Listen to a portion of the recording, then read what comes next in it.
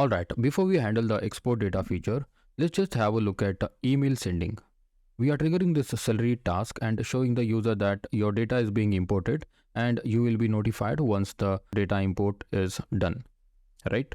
So in this video, let's see how we can notify the user by sending him an email notification once the data is imported. Alright, so in Django, in order to send emails, we need to configure some email settings. So these email settings go to settings.py. Okay, so what we want to do is we just want to see in the task itself. Okay, so in the import data task, once this try block passes, then we want to send him an email. Send the user an email or notify the user. Notify the user by email. Okay, so yeah, this is what we want to do. Okay, so in order to send emails, of course, we need the configuration, right? So this configuration are very simple. Go to your settings.py and I'll just comment it and say email configuration. Email configuration, and the first thing will be your email underscore host. Okay, email host will be smtp.gmail.com. okay, so this is for Gmail. Okay, so if you want to use a different email host or like Outlook or something, then just let me know. I'll tell you which host to use. All right, and then you say email underscore port, which is equal to 587. Okay, so this is the port number in which your email is going to send. Okay, and then email underscore host underscore user, that is equal to your email address. So I'll just put my email address, developer.ratan@gmail.com. So in your case, you put your email address from which you want to send the email. Okay, and then email underscore host underscore password. Okay, that is equal to here you have to provide a 16-digit password, app password.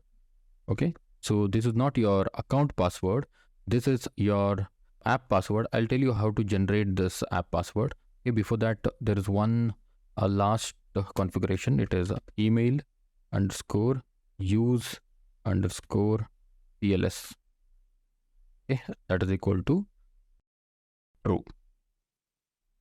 All right, and then okay, we want to create this email host password, right? So I'm using Gmail, and what I'm going to do is I'm actually going to go to this Gmail. So once you're here, just click on this icon and click on this manage your Google account, and make sure the correct email account is selected. Okay, so then you go to security.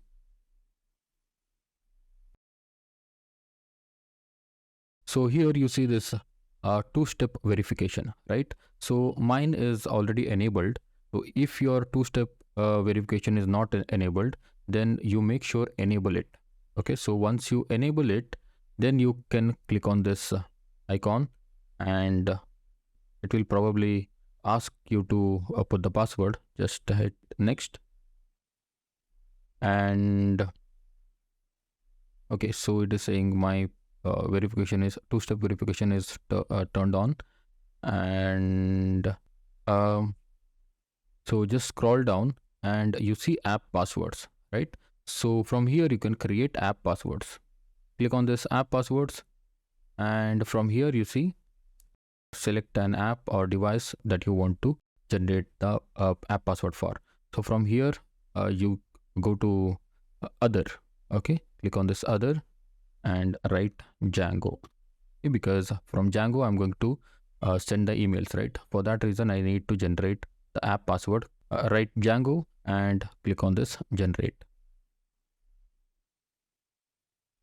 All right, so you see it has generated 16-digit app password, right? Copy this app password and put it here. Okay, put it here. Okay, so this is the 16-digit password. I don't mind you see my app password because however I'm going to delete this password. Okay, so this is how you configure the email. And if you want, you can also add default from email. So this will be helpful for the readable purpose. You can see default from underscore email is equal to, you can write anything here, maybe automate with Django, and here you add some email address, developer.rathan@gmail.com. Okay, so this will be your from email. All right, so in the email you sent, the user will see this. Okay, so save this, and this is the email configuration. Okay, but there is one problem here. If you push this code to the GitHub, and if your repository is public, then everybody can see your configuration, right? Everybody can see your email address and your password, and similarly they can also see your secret key and debug, all that stuff. Okay, so this should not happen. Okay, whatever secret information you have in your project or in your settings.py, they should be separated. Okay, so you should never ever directly push this code to the GitHub by exposing your password and all that. Okay, so that is the reason we use one Python library called Python decouple. Okay, so that will separate your secret information into a file called .env. Okay, so we will configure that Python decouple in the next one, so that we don't have to push all these passwords and all these secret information to the GitHub. Okay, so we'll see that in the next video.